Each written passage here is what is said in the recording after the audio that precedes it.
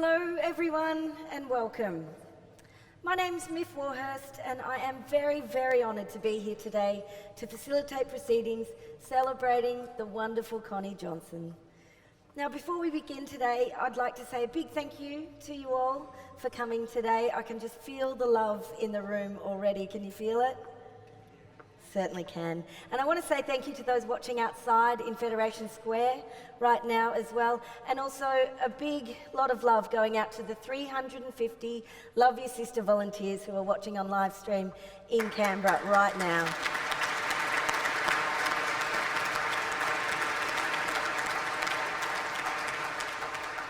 A little bit of housekeeping: if you've got a mobile phone, you know the drill, switch it off. Let's be very clear from the start today. This is not a funeral. Today we go beyond the soundbites, beyond the brother and sister, beyond the mother and advocate. Connie was a complete stranger to most of us, yet we grew to know her so well. Today we'll hear from the people who knew her best. You might be wondering what I'm doing here today. Well, I've got a little story of my own about Connie to tell. Connie's been in my life since she was a teenager, and her tenacious spirit was in full force even way back then. You see, her favourite band was my brother's band. I had two brothers. They were in a band called Manic.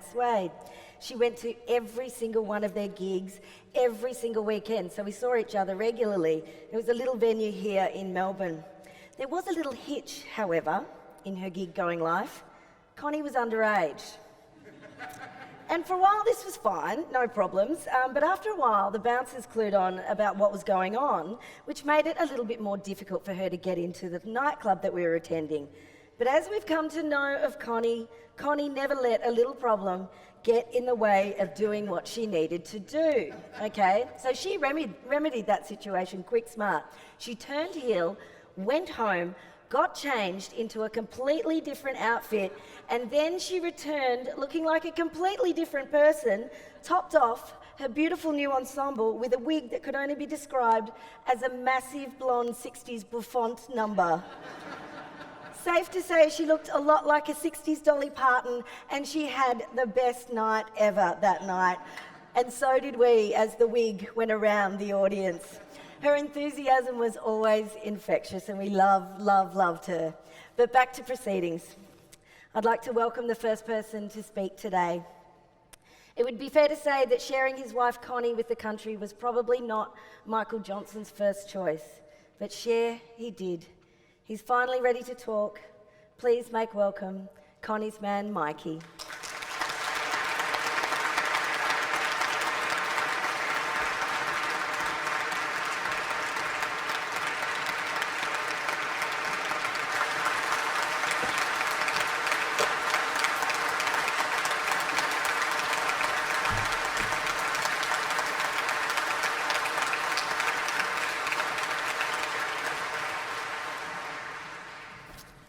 Thank you. Wow, this is an amazing sight to see a room full of so many beautiful people. I really wish Con could have been here to see it. I'm very surprised she didn't actually organise a memorial before her death. It's just beautiful to see you here, and for our Con to be honoured at St. Paul's. You did well, Sammy, really well. It's an amazing place. Obviously, St. Paul has no idea about half the stuff Con got up to when she was younger, so well done. I think today the amount of people here and the amount of people outside is testament to Con's hard work, to her opening up over approximately the last 5 years. It's a testament to the power of human connection, testament to the power of beautiful people and this village that became such an important part of Con's journey of her life. And it's amazing to be a part of it, to look out at you all and to say thank you for what you did for Connie. Now, I'm sure a lot of you have heard Connie speak before. You've probably heard her, don't step there. You've probably heard her talk about her love-hate relationship with cancer. Cancer loved her, Connie hated cancer. I knew Connie for 18 years. For almost half of that, she had cancer. almost a third of her life, Connie had cancer. She's 40 years old, and a third of her life she had to deal with cancer. Invasive treatments, nausea, pain, for a third of her life. Half the time I knew her, we were dealing with cancer. Yet I saw this woman who was so weighed down by cancer still have the ability to lift so many of us up. And that's evident today. By actively dying, Con was able to teach so many of us about actively living.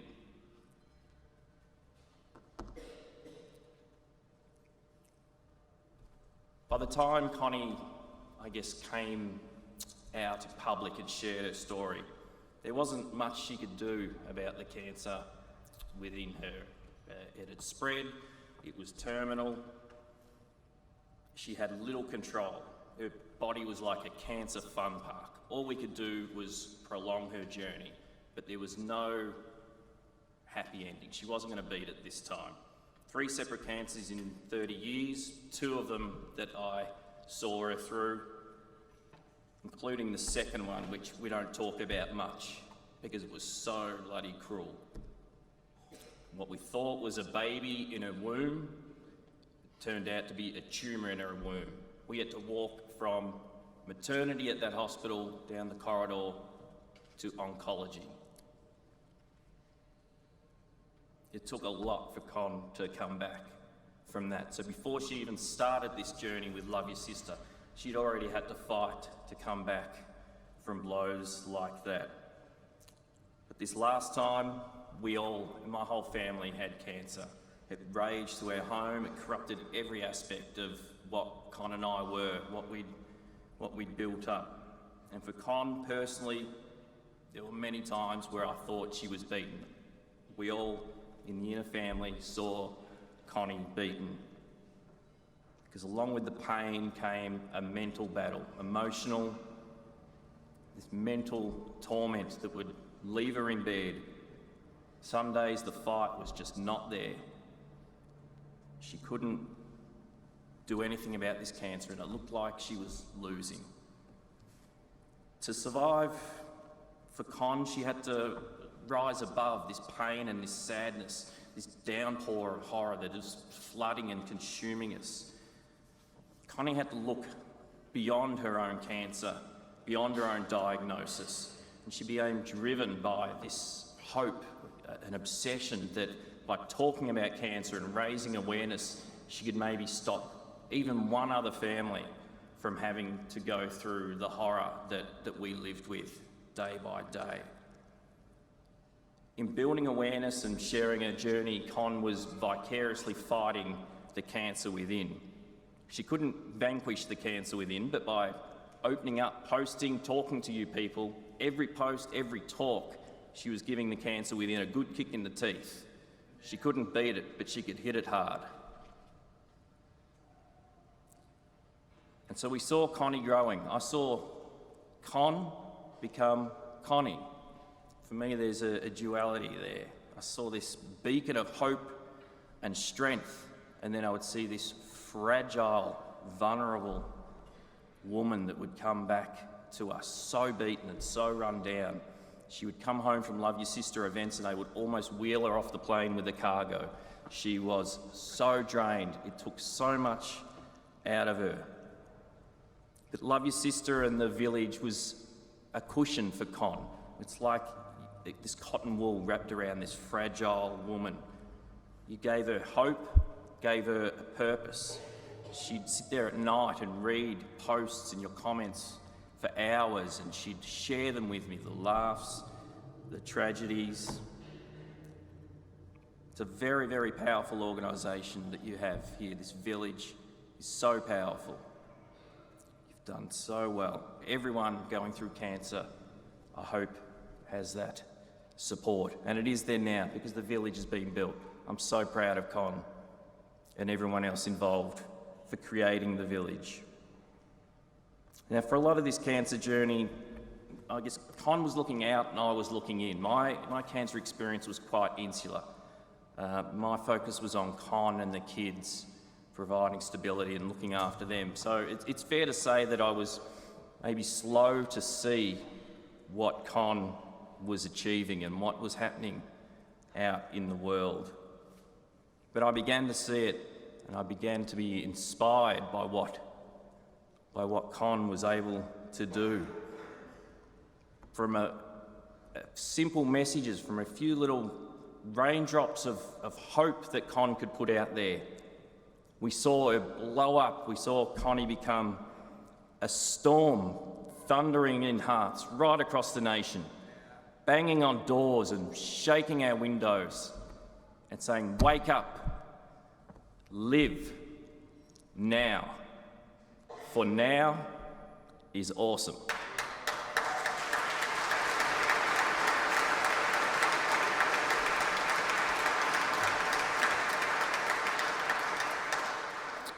It's a simple message. Her focus on science is vital. Be breast aware. These are all so important. But for me, it's such a simple message that Con delivered. Now is awesome. Be aware of now. No second chances. No rerun. Cancer came to my family with a phone call, and life was never the same. Awesome is not something that you work towards. It can be now, even with crippling pain and nausea when she could hardly stand. We could still see Connie, we could still get a few moments of her. She could still find the now is awesome. If she could find it, then we have no excuses. She showed us how to do it. She often said to live, love, and don't be afraid. While today we are poorer for her death, we are infinitely richer for her dying. And finally, I would just like to say to anyone who supported Connie, it all mattered. Every post, every click, every thought, every prayer, it all counted. I saw Connie on dark, dark days, and I saw you make her smile. I saw you light her up on days when nothing else was going to do it. So thank you so much for taking our Con into your hearts, for wrapping your arms around this amazing woman. Thank you for keeping her safe. You all did an amazing job. Connie was very proud of you. I'm very proud. Well done. Keep going. Thank you.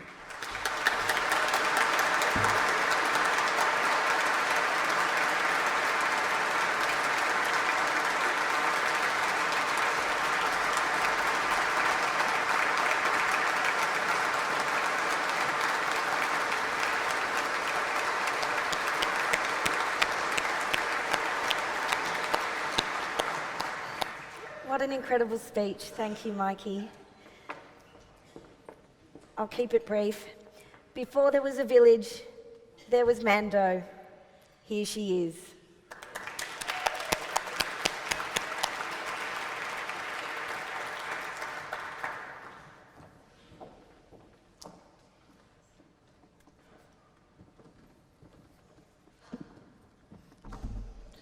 Mikey, you sure are a tough act to follow.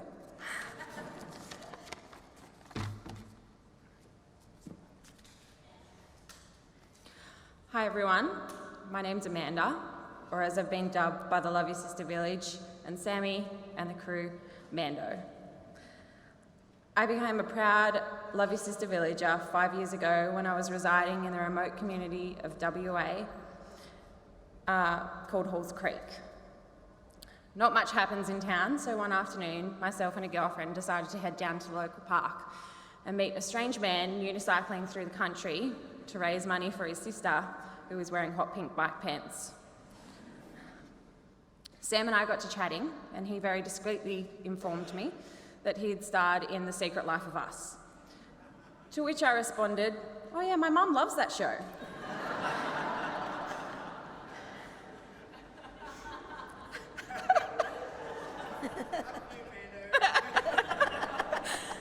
Little did I know I was about to become immersed in the most amazing roller coaster ride of my life. Before I knew it, I was on the road and organising fundraisers up and down the east coast of Australia. The time finally came for me to meet Connie, the Connie. I was petrified about whether the poised and articulate Connie Johnson would take to the scruffy girl from the sunny coast, and I was desperate for her approval. Much to my disbelief, I was met by a warm embrace and an instantaneous connection with Con, and just like that, I had her on speed dial. Connie embraced every single part of my wild, tenacious, and bogan being. A phone call with Con would often consist of her correcting my wording and my pronunciation. During conversations with Con, she would shower me with an array of compliments. "Oh, Mando, I wish you'd met Dad. He would have really loved you. He probably wouldn't have liked that you're not very well read, but he would have loved you all the same." Now, this is what I call a shit sandwich. Bread, shit, bread. A beautiful and profound compliment, followed by be better or try harder, followed by another off-the-cuff compliment. And Connie was the queen of handing out shit sandwiches. Now to my favourite Johnson pastime, the Johnson Open. I personally have strained many a neck muscle watching Sam and Connie battle it out on the metaphorical tennis courts. Some families may call this fighting or arguing, but this was actually something welcomed whenever Sam and Connie got together. Connie, being Connie, had a very good way of tricking Sam into getting himself out in straight sets. And of course, when Connie won and got her way, she was very humble big sister. Lots of people think that Sam unicycled around the country to help his sister create a legacy. I personally think it was because of a bad case of tennis elbow. On a serious note, Connie has played a massive part of me becoming the woman that you see standing in front of you today. When I met Connie, I was still growing into my womanhood. And watching her, I saw a woman who had really strong family values, a woman who placed the needs of a nation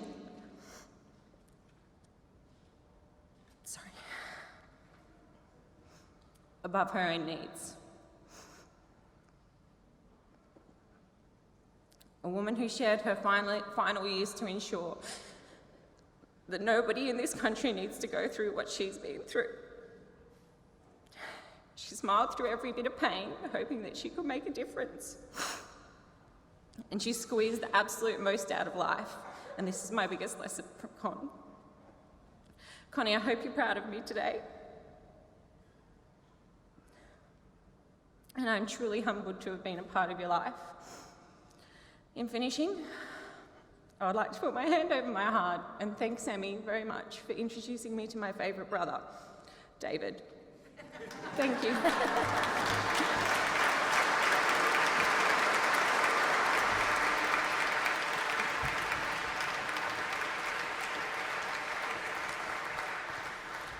What a beautiful speech. Thank you, Amanda Nelson, ladies and gentlemen.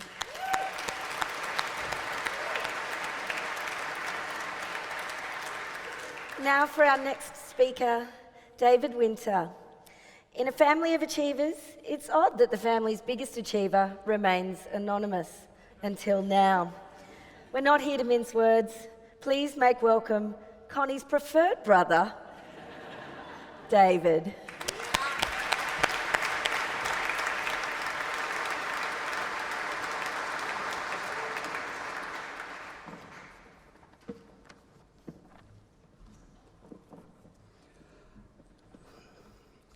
I'd like to share some of my life with Connie.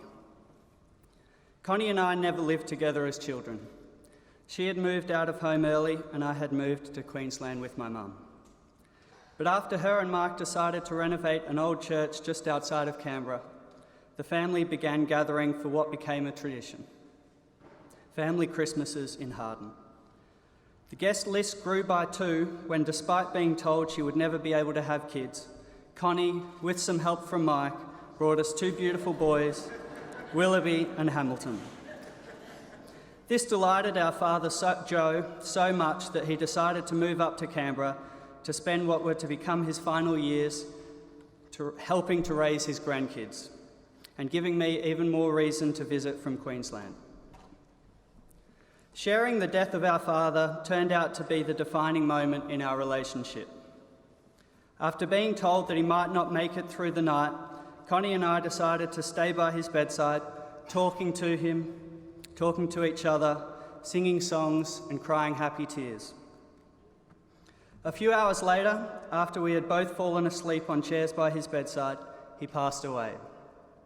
We embraced and became best friends. She inherited many of our father's best qualities: a love for parenting, a conversational ability second to none, a flair and a feistiness also visible in Sam, and some exquisite musical tastes too. Music was perhaps what bonded us the most. After high school, I began writing songs, and she began being my biggest supporter. Every time I'd come down to Canberra, I would show her what I had written, and we'd talk about our favourite music for hours. One of my fondest memories was dancing to Spoonful, her favourite band, in Collingwood when she was still well enough to dance. She did everything she could while she could. There was no holding back. In 2012, I decided to move to Canberra, and in 2013, I finally got to live with my sister and witness her in full force. I'll miss watching her dream up impossible projects from her balcony and then see them come to fruition. A church, a ride, a book, a floor plan for a 2-storey renovation that multiple builders said was impossible. I'll also miss watching her be a parent. Her support, her thoughtfulness, her effort, and her sense of family. Over the years, I have also had the privilege of becoming best friends with her best friend, Mike, an exceptionally caring man who has had to endure incredible hardships. And although we have all lost our sister, and I have lost my best friend, it is Mike who has lost his wife and the boys who have lost their mum. So to Mike and the boys, I love you and I'm here for you. And to everyone else, thank you for helping my sister realise her dreams of making every mum in the land breast aware. It has been an incredible journey. Thank you.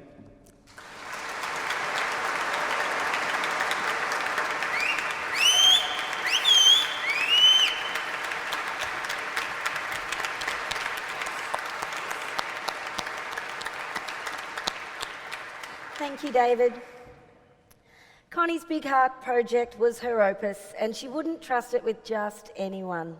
Helen stands here today on behalf of the 150 people that we call Connie's Canberra Volleys. Welcome.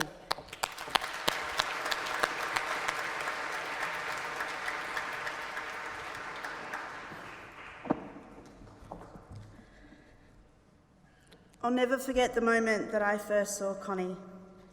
I was in the boardroom at Questacon, the science museum of my home city of Canberra. There were about 20 of us. We all had our story, we all had our reasons. We all saw part of our story in Connie's journey. Connie was at the head of the table. She explained that she had an idea and she had no idea how she was going to pull it off. I remember thinking how fragile she looked. Her voice was raspy. She'd come straight from radiotherapy. She had to pause while she spoke. I have to admit that I remember thinking, why aren't you just at home resting with your boys? Connie soon taught me what Love Your Sister was all about. My dad had recently died. My mum had cared for him around the clock and she had nothing left. When I saw Connie's Facebook posts from her hospital bed, calling for volunteers, I applied. I asked if I could bring my mum. I wanted to encourage her towards volunteering now that Dad was gone. Connie had her reasons, and I had mine. I think we all have them. Connie ran inductions at her house, 20 people at a time, but spent one-on-one time with each applicant. She saw 200 people. She got to know us all as individuals and saw where all our different strengths lay. I was chosen to be on the committee for what was to become the Big Heart Project. Connie wanted to collect $1 million worth of 5-cent pieces to pull together to create the biggest heart that this country has ever seen. The weekly committee meetings at Con's place always ran way too late, while Connie was walking around buzzing. Some of the time she was resting on a mattress. We would leave Connie's place every week, re-energised, and with a to-do list that was way longer than what we went in with. We were given our specific briefs and a budget of $0. Connie was clear. This was not just going to be a great event, and it was not just going to be a fundraiser. She had a vision of a loving gathering of people enduring cancer and families infringed by cancer. She didn't want it to be a money grab, and she wanted it to be the funnest family day that Canberra had ever put on. Connie's son Willoughby took great interest in his mum's project, and during a meeting at Con's place, he suggested that there should be a quiet area for feeding mums and for people that were enduring cancer.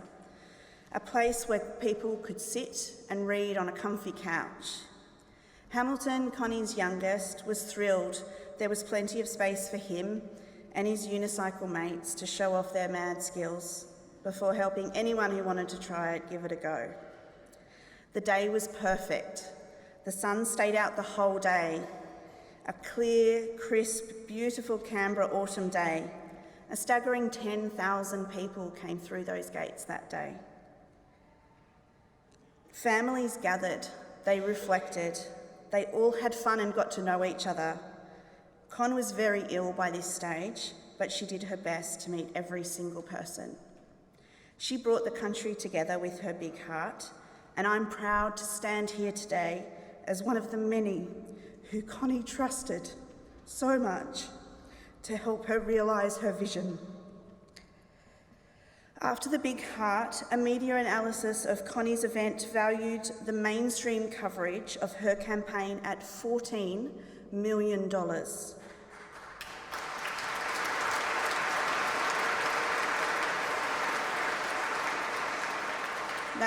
That's not bad for an event with a budget of $0. The event costs were all covered by donors, meaning that every single dollar was passed on in full to research. Not just the proceeds, 100% of the donated dollars. Connie collected 50 million of those pesky 5-cent pieces that day. She raised $2.55 million for research.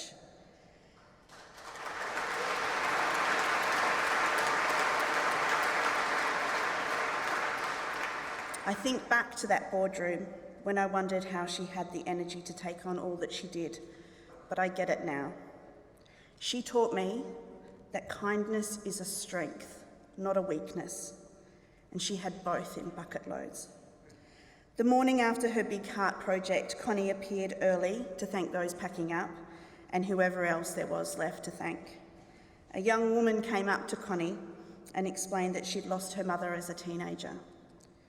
She hugged Connie and they both cried. The young woman is studying to become a medical scientist. And when she walked away, Connie looked at me and she said, "The money we raised yesterday could pay her wages for her whole career."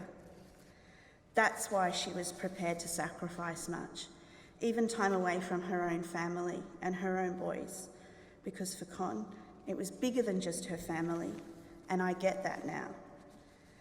Next time you look at a 5-cent piece, check if it was minted in 2017, because if it was, there's a 45% chance that it was in Connie's heart in Canberra that day. Before you spend it on an extra coffee or put it in a coin jar, just take a moment to reflect the amazing woman we are honouring today and her ability of turning small things and small moments into something truly amazing.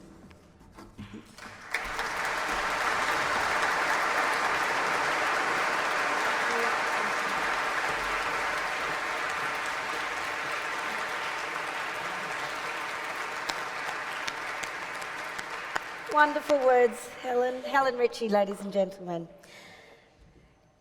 If Connie is the heart and soul of Love Your Sister, Jono is the heart and soul of the Johnson family.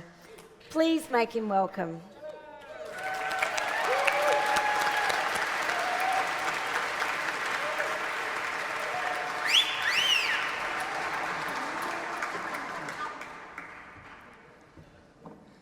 Hi team, hi village.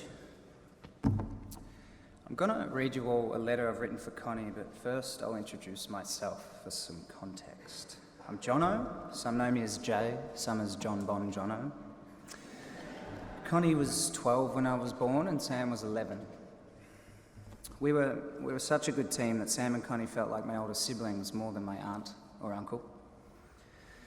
I was raised by the village, as they say, long before the village had grown into what it is today. I was raised almost evenly over the years by my mother Hilda, Connie, my father Kerry, my grandfather Joe, Samuel and Mike. 12 schools in 10 years across 4 states. To most people's surprise, it produced a happy, resilient, hard-working, caring young man. When Connie set her brother the challenge of unicycling around the country, I was Sam's first call. We've always been tight. He was daunted and overwhelmed, as he probably should have been, but he was determined and positive. Within a couple of days, I'd quit my job and I was sitting next to Sam in a makeshift office at my mother's house. Every day in, day out, we manned our stations. I mapped every kilometre of this ridiculous endeavour. I'd written a list of contacts as tall as me of people I'd never met in towns I hadn't heard of.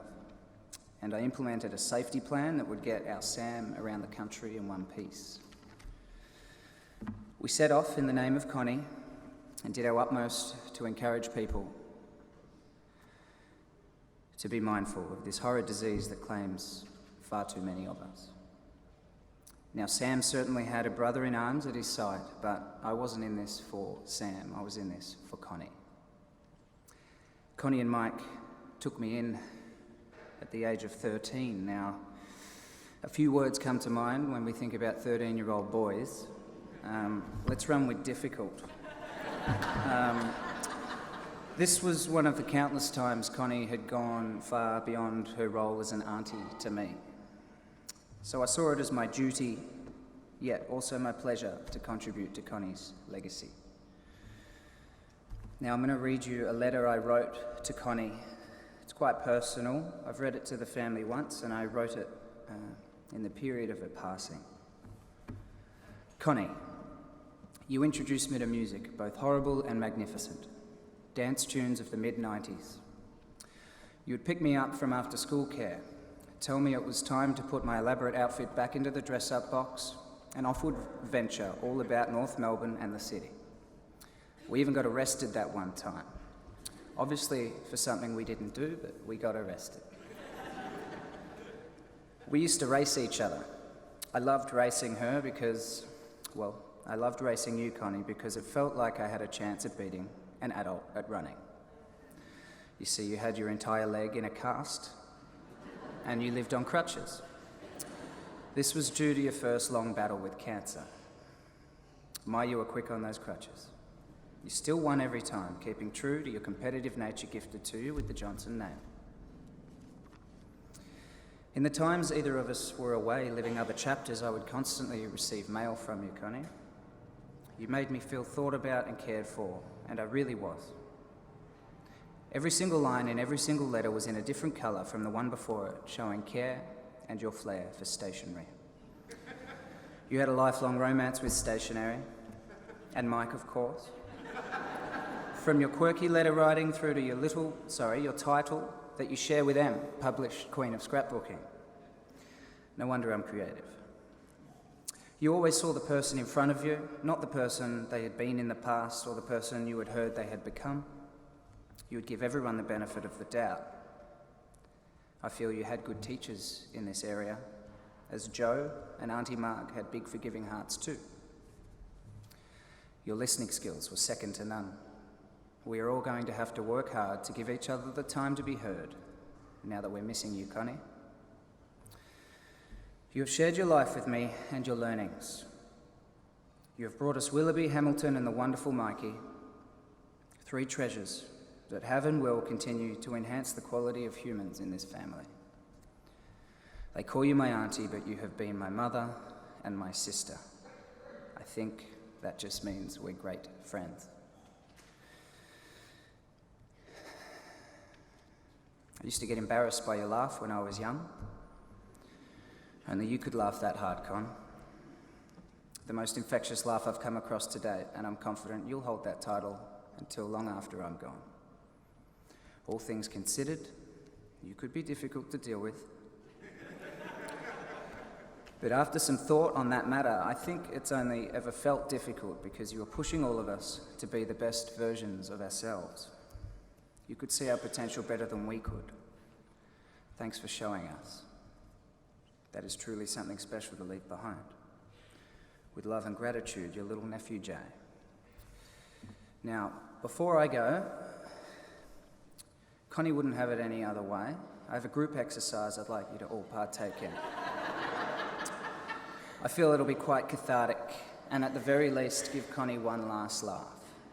It's in the true love your sister style. If you could all repeat after me, on 3. Fuck cancer. 1, 2, 3.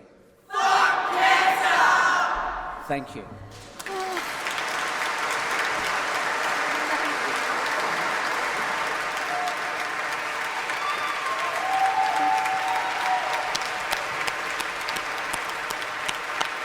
Jono, ladies and gentlemen.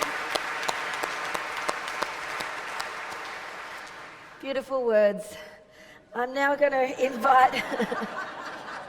I was joking. I'm now going to invite 2 speakers up to the stage. Jimmy Harrington and Mel Yates, if you'd like to make your way.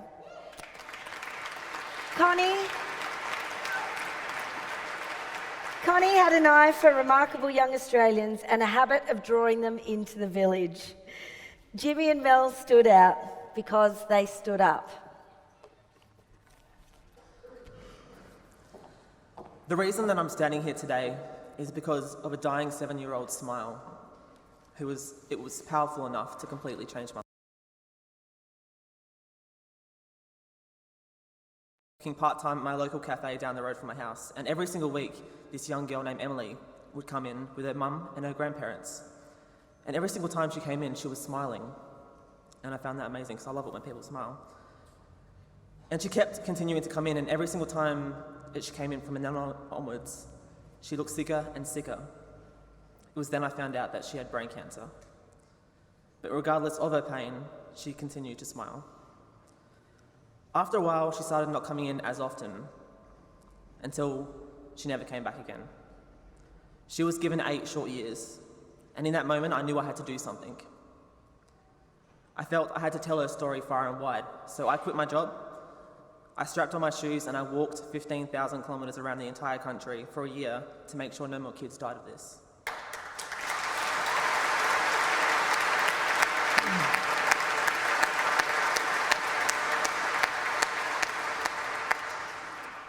Everyone called me crazy. It felt right. But then after months of walking, just when I thought I was starting to think I actually was crazy, I saw a figure unicycling towards me. We both stopped and said g'day, and I learnt that we both, in the middle of nowhere, were doing the same thing for the same reason. Both of us were searching for a cure, and I realised I wasn't crazy, and Sam wasn't either. He is.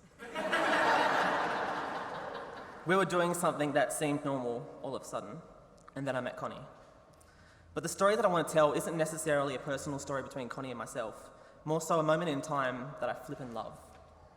And it was a moment that I realised that she was smarter than 3 Albert Einsteins put together. It takes the mother of all geniuses to come up with, hey, so you know the 5-cent piece? It's going to get the boot soon. Why don't we just get everyone to donate it to charity, raise $1 million and break a world record? And at the time I thought it was completely insane, but then again, I'm not a genius. But she believed in her mission and she was 100% motivated to achieve it. And guess what? And in true Connie style, she didn't just reach it, she totally annihilated it. Here I am thinking, oh, she might raise a couple of $100,000 if she's lucky, and that's still a decent effort. $2.5 million later, I'm eating my words, she's a world record holder, and I'm standing in the back like, hey Con, so you know the 10-cent piece?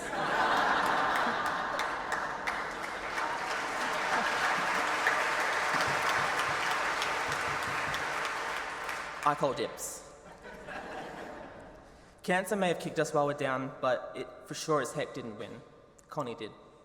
She was always going to, because cancer doesn't get to win. Connie created something truly special when she brought this village together, and it is the most incredible community that I've ever been a part of.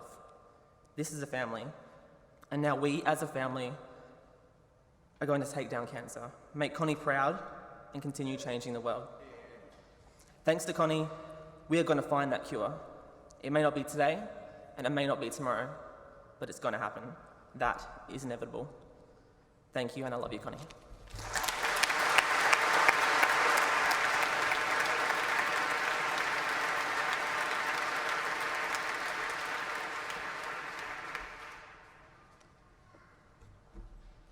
In the last year, I have driven 35,000 kilometres, played more than 100 gigs, and have raised just shy of $100,000 for Beyond Blue and Love Your Sister.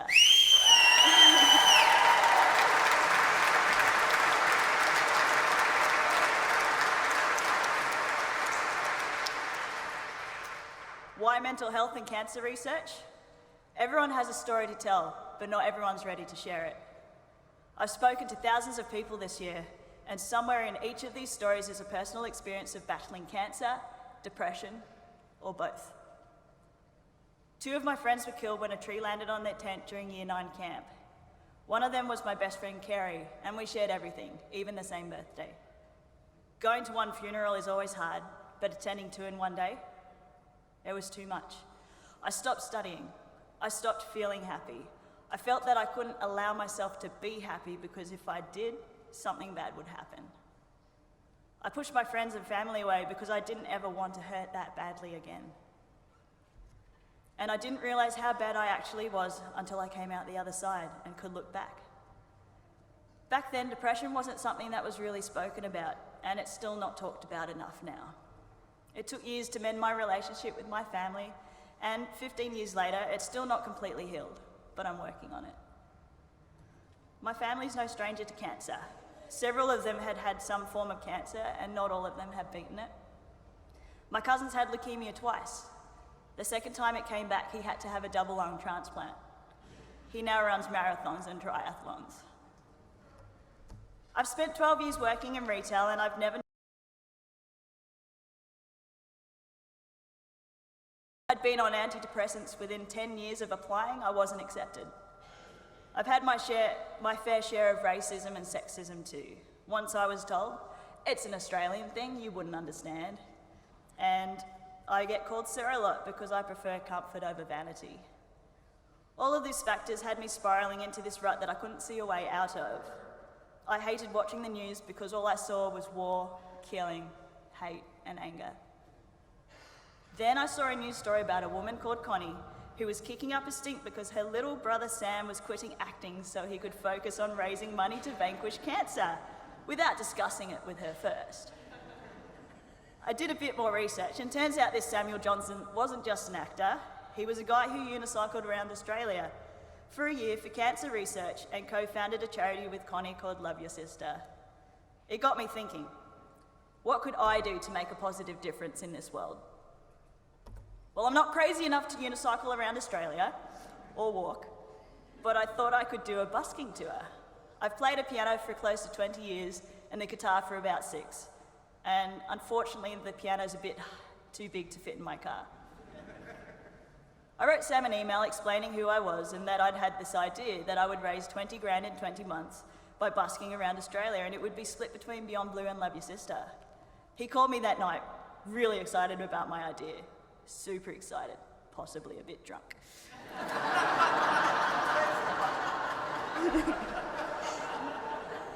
And over the next 5 months, we emailed back and forth. I finally met him when he came up to my fundraiser at Mount Hotham, and within 6 months of fundraising, I'd hit my initial target. Sam turned to me and said, "Now that you've hit the $20,000, how about we raise it to 100? Challenge accepted. I started this journey with no direction and no clear idea of what I wanted to do with my life. I went from living out of my car and relying on the generosity and kindness of strangers all the way to here, to being the newest and proudest member of the Love Your Sister team. I haven't slept a lot since then, but I couldn't be any happier. So thank you, Con. Thank you for making your snotty little brother unicycle around Australia and for challenging people like me to step up and make a difference.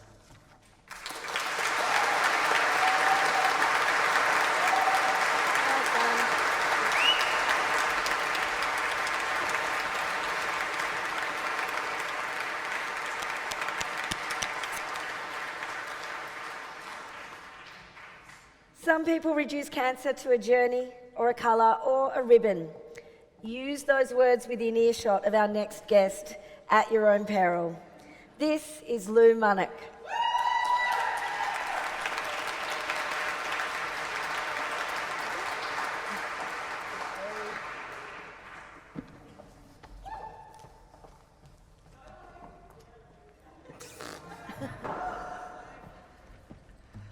I first met Connie through her scamp of a brother, Sammy.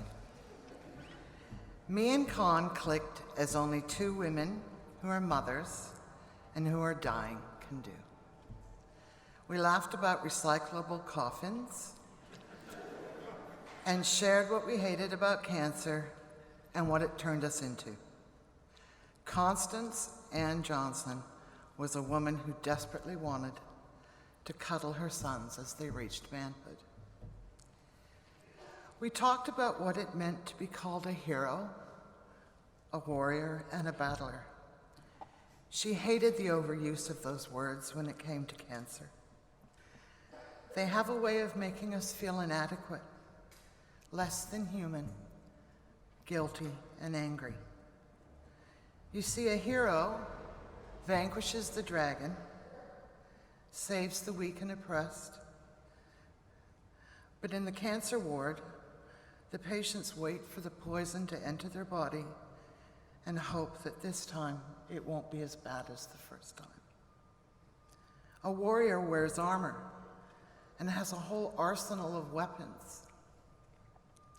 Cancer patients don't have any armor, just family and friends to shield them. And a battler is someone who gets up and keeps going. We keep going until we can't. Then, really, we just often want relief from the pain, the fatigue, and the overwhelming sadness that our life is slipping past us. We don't feel like warriors.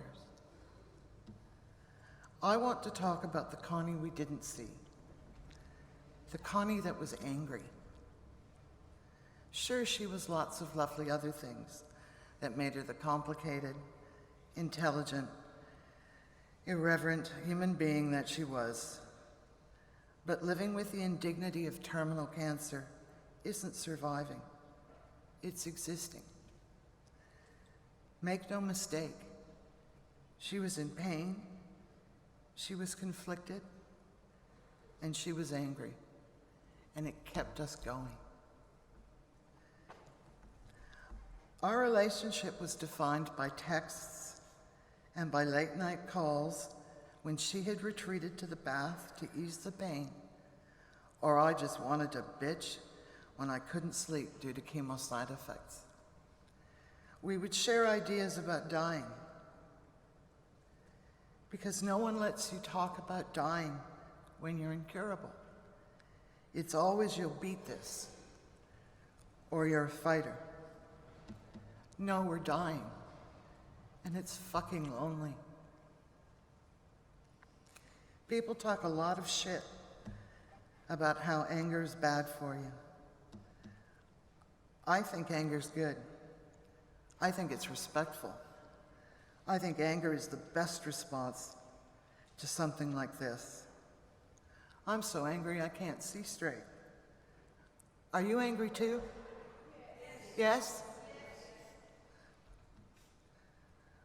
Are you angry as much as necessary? Are you angry enough? I look out at all of you, and I know that you've given you have given what you can. Any time we've asked, you've given. But I also know that there are people out there who aren't angry and have more than our spare change that could make a difference to the way research in cancer goes. I'm sick of the bullshit. Why is Connie dead? And why have I been to 5 funerals in 5 years from breast cancer? And why am I still dying?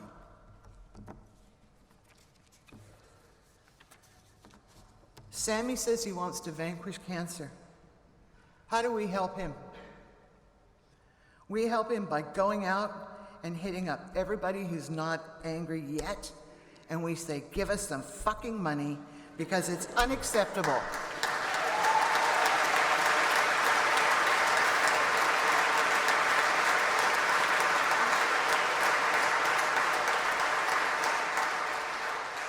It is unacceptable that mothers are making sad videos to say their goodbyes to their sons and their daughters, their families and their friends. Let's make up our collective minds as Connie's village to translate this anger into finding new and better ways to throw money at cancer research to make this right. I am too fucking angry to let everything Connie built, suffered, and lived through be for nothing. I'm going to rage, I'm going to badger, I'm going to pester, I'm going to annoy every person I can think of who could give us money. I'm probably going to offend some people. And I may make myself universally disliked. I don't care. And I want you not to care either. Be fierce, be tough, be offended, and be angry. Connie, my friend, my love and my anger is for you, for each and every day that I'm still alive, from this point forward. Thank you.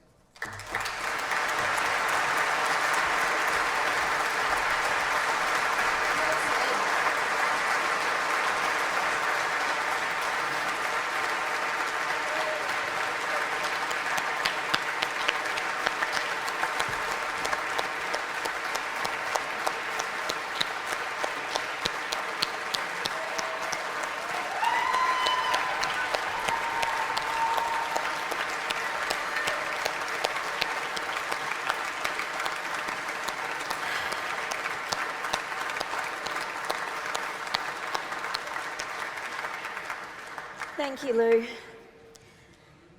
Craig Coombs is Naked Tuesday, so we're very lucky it's not Tuesday. Please welcome the guy that taught us to make the rest of your life the best of your life.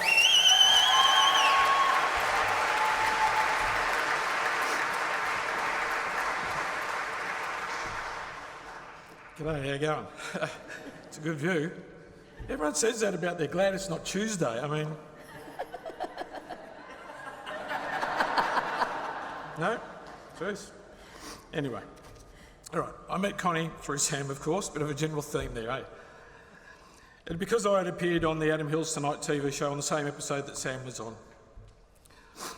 Meeting Adam was on my bucket list as I had recently been diagnosed with a tumour on my vocal cord and my thyroid cancer, so they whipped them both out. I ended up doing something a little bit crazy with Adam, reenacting some iconic photos, but with a twist. It was my twist, the way I coped with my cancer. Semi-naked, the important bits covered, like sofa blokes, the doodle, and ladies, the lady doodle had to be covered, and in the Bristol region. And I posted every Tuesday on Facebook. After the show, Sam was a little bit too excited.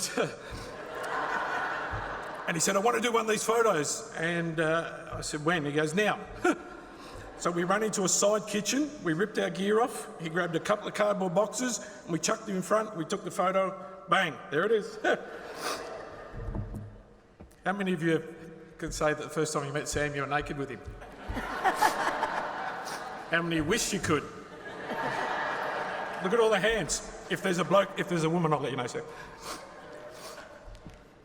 So we decided that we were going to do a Naked Tuesday calendar and try to raise a bit of money. Connie found out about this because I asked Sam to be in it. Connie wanted to be in it too.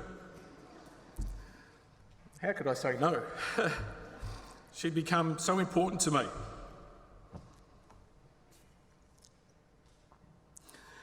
So we got a studio. I turned up now, mate Peter B, the guy who started all my bucket list stuff. Got a couple of cardboard boxes and we hollowed them out and covered them in Christmas paper because I thought, Connie's a gift. This is appropriate. That's what she was. I ripped my gear off, I jumped into the box that I had, and Connie asked if I was totally naked. And I said yes. Said, okay, Em, help me. And Em jumped in this big box and helped Connie rip all the gear off because she thought that was fair enough. We were standing there ready to go. And Connie actually said, are you really naked under there?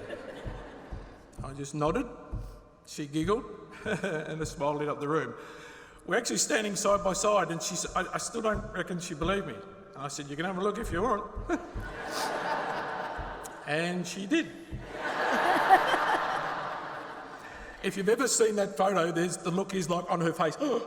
She was surprised. Not in a good way, though.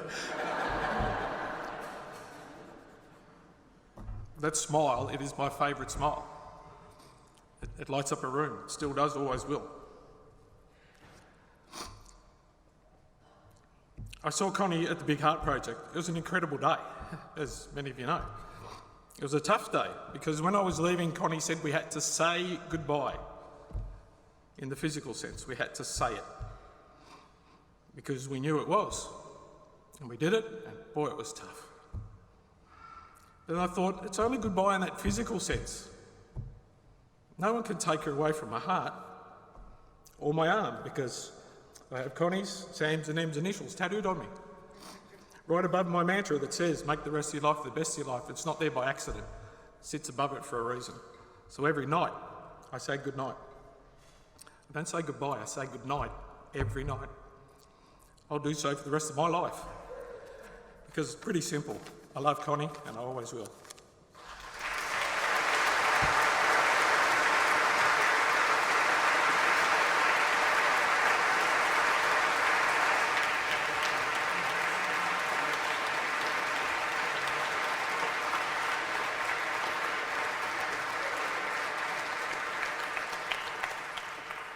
Samuel Johnson's sister? Yeah, this is Samuel Johnson, my brother. Hello. I've got breast cancer, terminal breast cancer, and I'm the world's most determined unicyclist. It's all about the breast cancer, really. And how I unicycled around Australia to raise $1 million for the Garvan Research Foundation. So I've got breast cancer, and I've got balls of steel.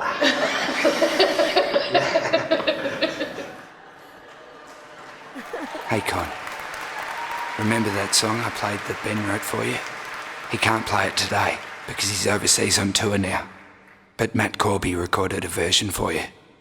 I know, right? I can't believe it either.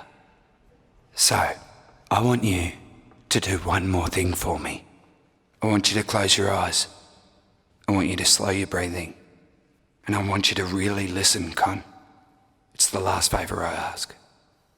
We will listen with you. Soon, written by Ben Abraham, sung by Matt Corby. For you.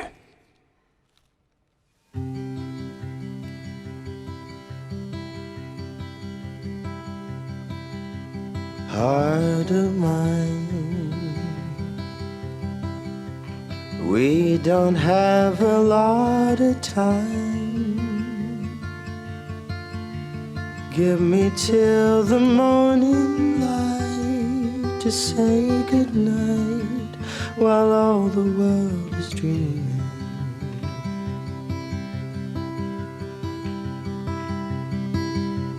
Homeward bound, we'll fly to where we can't be found and make the final embers burn for one last turn while yet the drum is beating.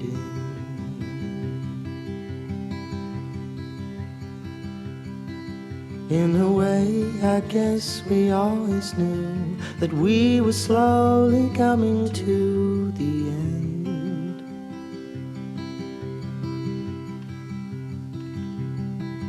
And it's funny now we're moving through. You wonder, could we do it all again?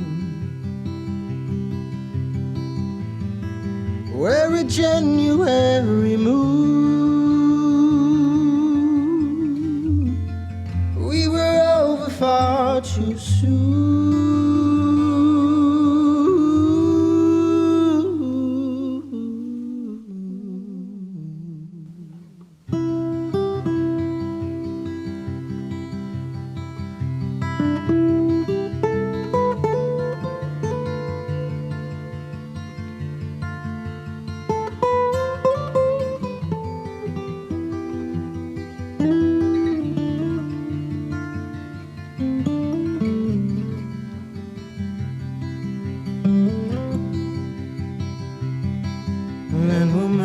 Toward the Silver Sea by Hamilton and Willoughby, and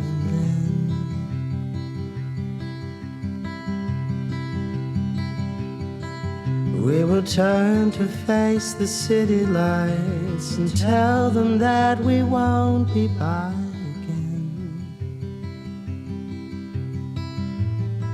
We're a Sunday afternoon.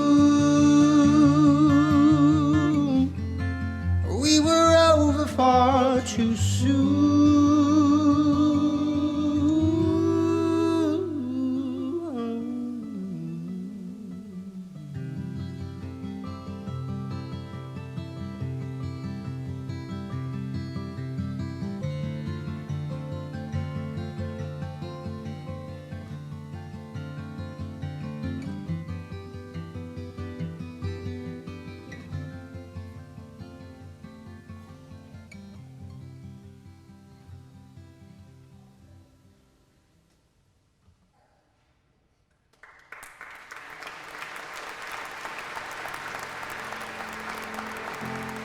You wouldn't believe what's happened since your love fest with the Governor-General at the hospice.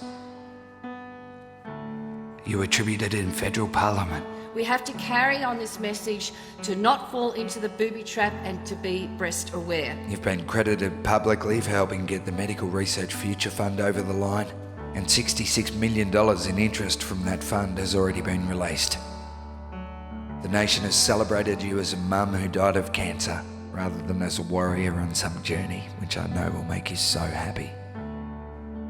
Millions have been flowing through to research and the coins keep coming.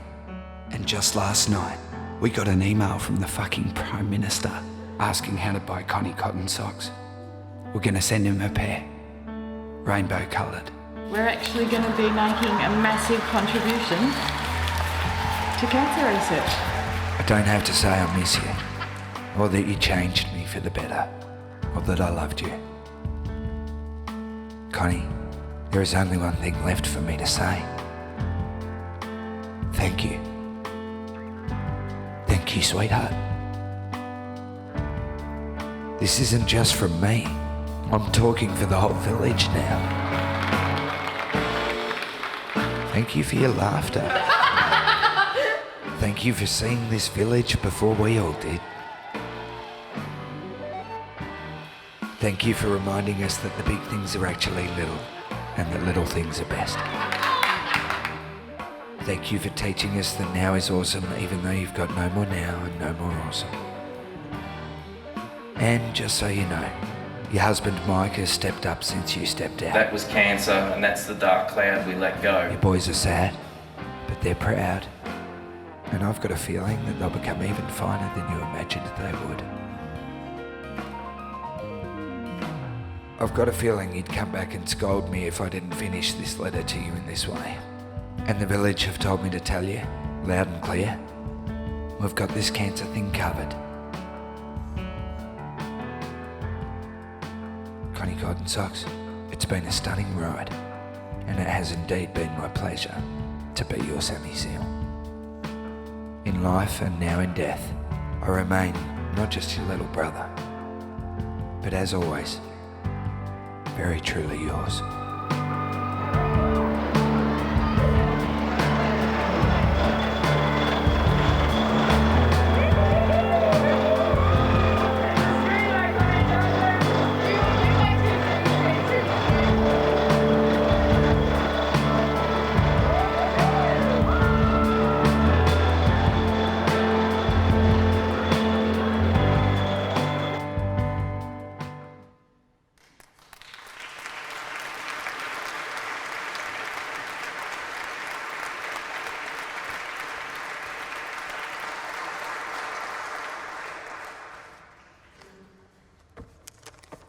You're right, Sam. Shit. How am I meant to follow that? I don't even think I need to stand here. I think that says it all.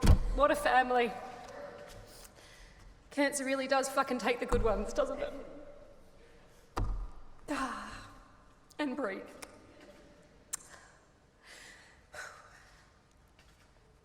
I first met Connie about 4 years ago when Connie and Sam launched Love Your Sister, and Sam had this crazy idea to unicycle around the country.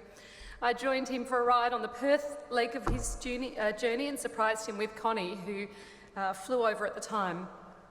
I didn't know either of them really before that, and what I discovered during that ride was a brother and sister bond like no other, and a drive just like mine to rid the world of cancer. I don't think Sam realised at the time that that ride was as beneficial for me as it was for you. I know what your mission was, but for me it was a chance to chat to someone who had watched someone they loved dearly in a huge amount of pain. And that chat will stay with me for a long time. It felt like a private chat, even though it was broadcast to the nation. I've continued to follow your journey over the years and watch as the village grows and your fundraising efforts soar. What you and Connie are achieving together is phenomenal. And I say achieving together in the present tense because even though Connie has passed away, her mission to rid this world of cancer is only just beginning. With Sam and Emma and your whole family and all the team of villagers continuing Connie's legacy, Love Your Sister will continue to achieve incredible things. And I don't think it's going to stop until no one dies from cancer again. I've been reflecting a lot in the past few weeks about Connie and her journey and how Connie chose to fight her cancer battle publicly, not privately. She could have fought it privately. She had every right to fight it privately. But instead she let us all in on that journey and she taught us so much. She taught us to cherish being a mum, to make time to be silly with the kids and have fun. And I've certainly in the last few weeks had Connie at the forefront of my mind every time I've played with my kids. I've played a bit longer each time, thinking how lucky we are as mums to be able to play with our kids. She's taught us what it's truly like to be a cancer patient, what it's really like. But most of all, she's taught us how to be a bloody good human being. Cancer, as we've spoken about tonight, affects you not just physically but mentally and also impacts every single person connected to the cancer patient, which makes being so open with the world incredibly hard and incredibly hard for those around you and your family as well. But that's why Connie touched so many hearts, because we got to see the real journey, the highs, the lows, the small wins, the setbacks, the days where it seems impossible and is ripping a family apart, and then the days where everyone's unified and ready to battle. There are not many people who have the ability to rally a nation the way Connie has. All of you here know how personally she has touched your life. It will be different for every single one of us. But the size of her village shows just how wide her heart is and how long her arms are. No matter what type of cancer has affected your family, we're all in this together. This country will continue Connie's mission. To Mike and to the kids, we're also thinking of you. And we know once the services stop and the casseroles stop being delivered and life goes back to normal for most of us, it doesn't go back to normal for you. And I hope that you can transition into your new normal peacefully and privately, knowing that we are all thinking of you. The world is a smaller place without her big heart in it. But thank God we got the chance to know Connie Johnson. I will always be thankful for that.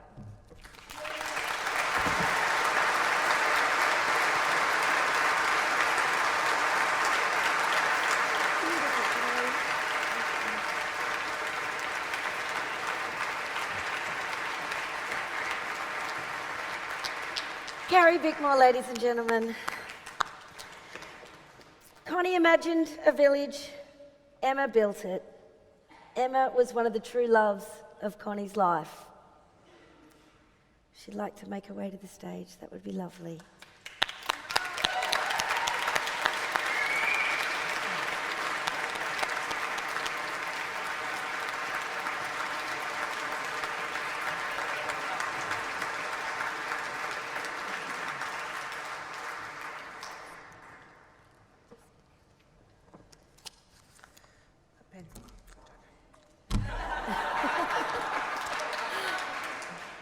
For a while, kidding. For nearly 30 years, Connie Johnson and I did everything together, everything. Whatever it is you're thinking of, yes, we did that together. We did Love Your Sister together, and Connie knew I didn't like the limelight, so she stood out in front for both of us and let me hide behind her. She took that hit for both of us. Now I can't hide behind her anymore. But you know what? I'm glad she died first. I'm glad I can take this hit for both of us. It's the last thing I can do for my CG.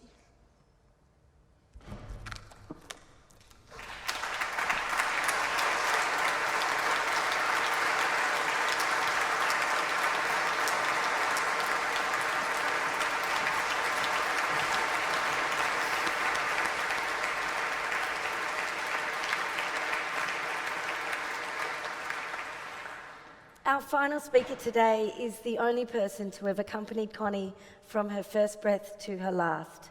We must welcome Sam and Connie's big sister, Hildes.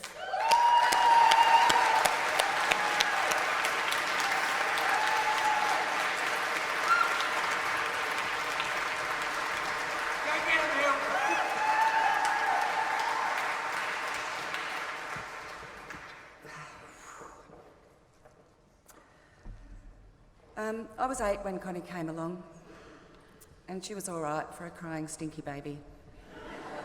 But like all big sisters, I fell in love with her really quickly and carted her around. It was also a good time for the family.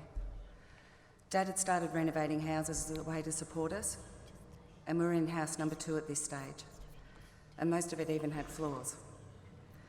Mum was having a period of stability with her mental illnesses, and she carted Connie around on her hip as her belly got bigger and bigger with Sam. Once Sam was born, the house was finished. We were up in Dalesford, by the way, and we came to Melbourne. And it was a really good time for me and the kids. We didn't have a telly, so it was just walks and games and making tents out of bed sheets. And we saw Mum less and less as her mental illness overtook her. And when Connie was 4, Mum suicided. It was tough, but tougher for Connie because she'd had that time with Mum during her wellness, and she missed her terribly. And it was about the same time that Connie started having terrible tantrums. They were hurricanes and they lasted days, but we had a cure. We'd all hop in the car and go and visit Auntie Marg and Uncle George. And we'd leave Connie there for a bit, and she revelled in her time there. Dad, Sam and I didn't have the same standards as our Connie. She was organised and everything had to be just so. All her pens and texters were lined up in coloured order in different drawers, and her clothes were in coloured order in the cupboard, and we just didn't see things the same way. But she'd go up to Auntie Marg and sit on Auntie Marg's hip and score dresses off people in the neighbourhood. And back at home, Sam and I in our mismatched op-shop clothes with our flared cords and our velveteen jumpers. But we were happy. But Connie loved being fancy, and she'd come back home with her new dresses and line them all up. And during all this time, we were moving every year while Dad renovated. And Connie didn't like moving much. We loved it, new people, new things, but Connie was a nester. In about grade 2 or 3, after yet another move, Connie decided not to speak for 8 months as a protest.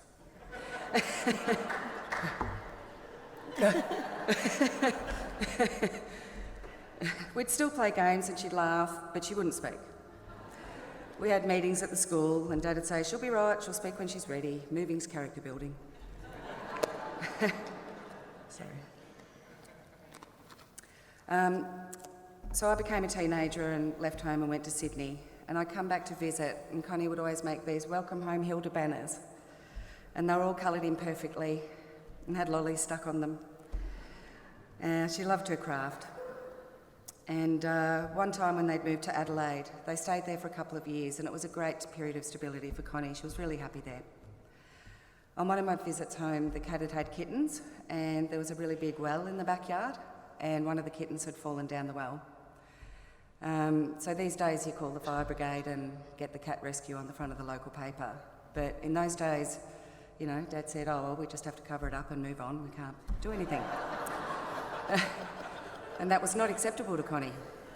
Not acceptable at all. So she came up to me and she said, well, we have to save Millie. So we lay on our stomachs and we looked down the well, and I suggested we get some sheets and a washing basket, and we tied them together. And for hours we tried to coax this cat into getting into the basket, but every time the basket would get near it, she'd just work further and further around the well. And it started to get dark, and I had the temerity to suggest we have a dinner break. No. Connie went and got the torch. And eventually we did get the cat in the basket, and she would never have been saved without Connie's sheer determination. The Connie Train. So the family moved back to Melbourne, and I went back to Sydney, and on we went. And then I got a phone call from Dad. Bam, cancer. She was 11. So I packed up some stuff and little baby Jono and moved to Melbourne immediately. And although there was chemo and vomiting, she embraced the other stuff that came with being a cancer kid. There were the canteen camps and visiting celebrities, and the day came we got the form from Make-A-Wish, so she could make her wish. And we've all seen the kids taking these amazing trips and all that sort of stuff. But all Connie had ever wanted was a sewing machine. So she wrote that down as choice number 1. She was worried it might be a bit expensive, so as choice number 2 she put down new bike. It would be the first new bike in the family. Not that there's anything wrong with trading post bikes.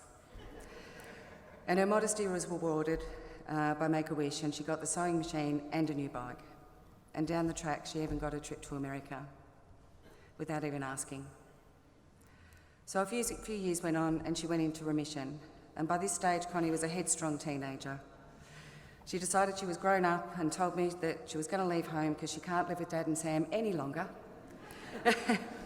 And having done that myself, I knew how hard it could be. But I also knew how determined she was. So I suggested that we get a place together. Said you'd have to get a job and pay your rent and pay your own way, you know, because we're a working family. And so Connie, Jono and I found ourselves renting the flat above the gun shop in North Melbourne.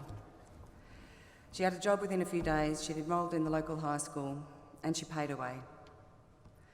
And one day I heard 2 sets of footsteps coming up the side steps. And she threw open the door and she said, Hilda, this is Em and she needs somewhere to stay. And that's how Hilda's House for People Suffering Temporary Defeat was born.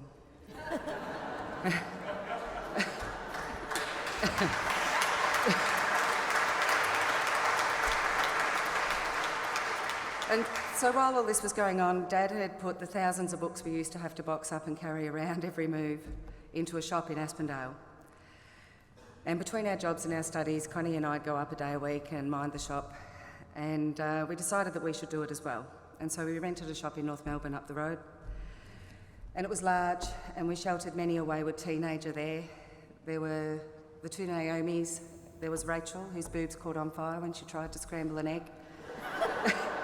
And little Amy up in the attic. I know you're here, Amy. And before too long, we had more books than space, so we opened another shop out in Hawthorn. They never made any money, but we all had a place to live.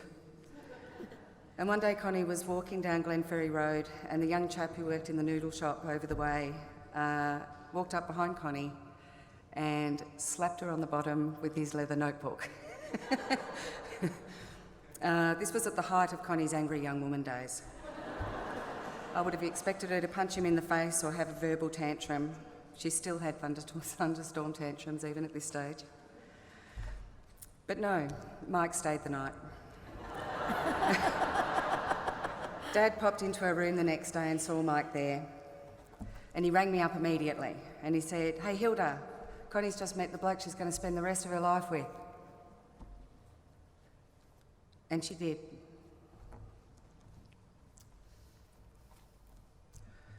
After Mike finished uni, he got a highfalutin job up in Canberra, and off they went. And Connie built an online bookshop and worked in disability services. We're a working family. One day she took herself for a drive out to the country and bought a church. No consultation, not even with Mike. And it wasn't a lovely little country church that you're picturing. It had no roof and holes in the walls and cows living in it. But she had a vision. And Mike hopped on the Connie Train and saw the vision through with her. And once it was renovated, they got married in it. And it actually became a bookshop as well. Yeah. And Connie had the boys, and of course we weren't expecting that after the first cancer. And it was a great delight. So we spent the next few years visiting each other and watching our kids grow up. And when Willoughby turned 4, bam, cancer. I think the next 7 years have been fairly well covered. But in between the chemo and the vomiting, we had some great times. There was Connie's first last Christmas in Meetung with the wider family. What happens in Meetung stays in Meetung.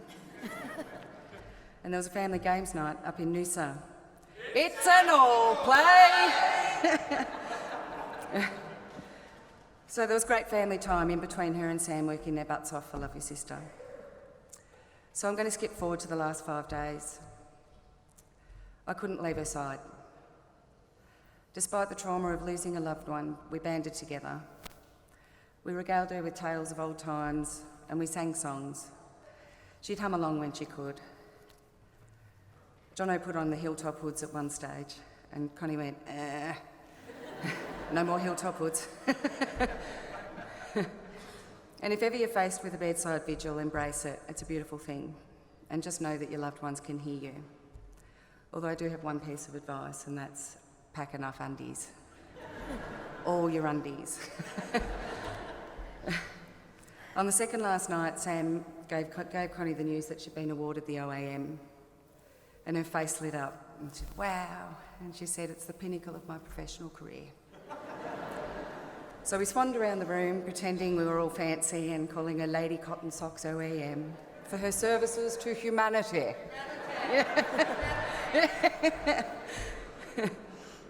And the next morning her health had deteriorated, but she lifted when the Governor-General arrived, and she shook his hand and showed off her medal. And we had a short time to celebrate it with her before she went to sleep and didn't wake up again. We continued to tell her stories as she lay there, and at 1 o'clock the next day, she died. So I'm just going to backtrack for a sec here. Connie had been most specific with her instructions on what was to happen next. We discussed warm autopsies and operations where they can harvest live cancer cells and gain knowledge to help cure cancer. We've got the guys from Garvin here today. Thanks for coming.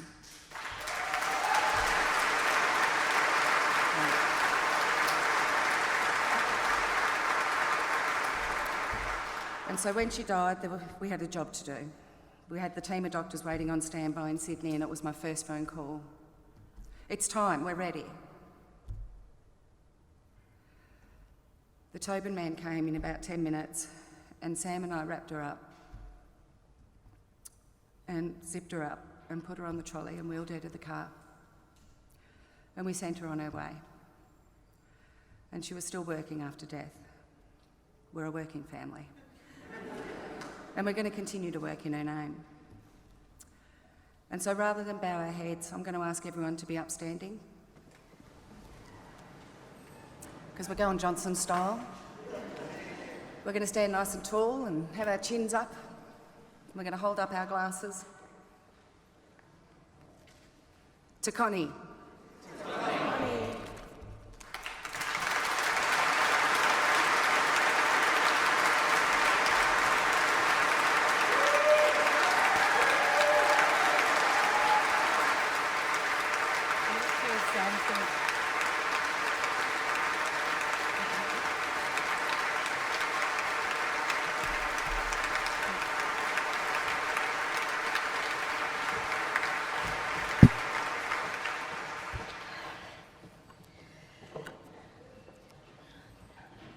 Connie loved music, so it seems only appropriate that today's proceedings close with a musical performance.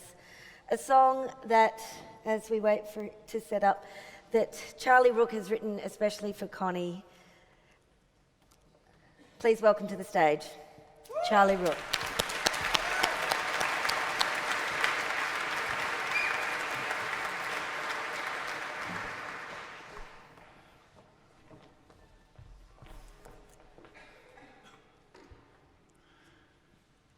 This is a song that I wrote for Connie about 2 years ago, and she loved it.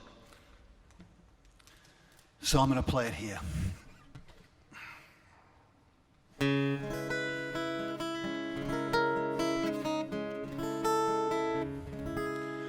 I don't want to lose you. I don't want to lose you, my sister. Not now, not ever. I don't want to lose you. There's something we can do. There's something we can do today, right now. There's something we can do. Heaven can wait, heaven can wait, heaven can wait, heaven can wait. Every woman should know, every woman should know.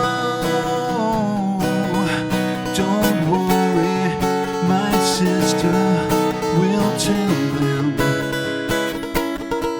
We'll tell them heaven can wait, heaven can wait, heaven can wait, heaven can wait.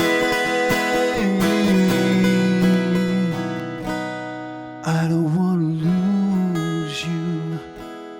I don't want to lose you, my sister.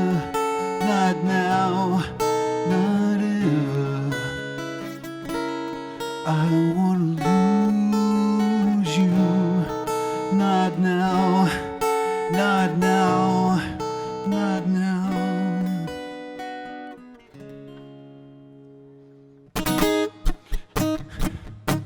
Heaven can wait. Heaven can wait.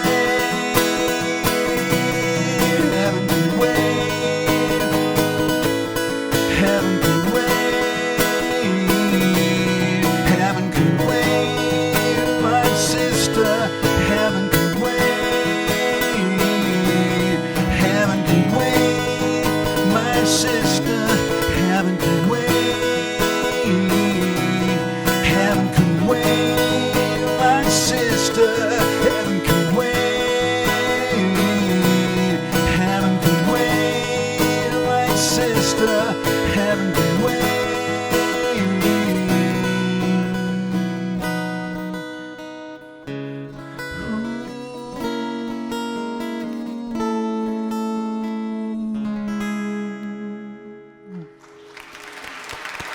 to you, Connie.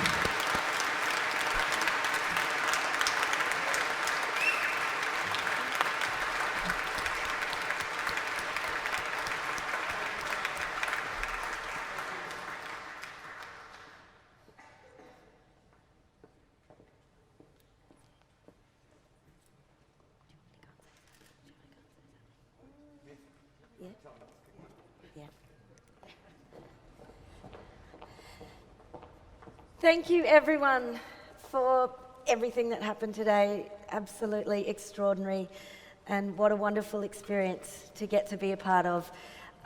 Please make your way out of the building now, but thank you so much, and thank you to all of our speakers and to the family as well.